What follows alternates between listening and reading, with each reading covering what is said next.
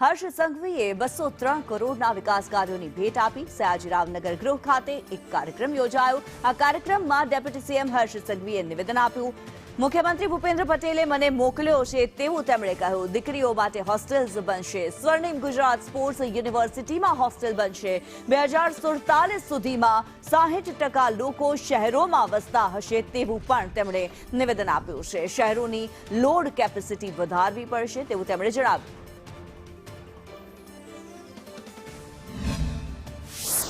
વિસ્તારના નાગરિકો માટે આજનો દિવસ હું એવું માનું છું કે એમના ઘરમાં દિવાળી જેવો માહોલ હોવો જોઈએ.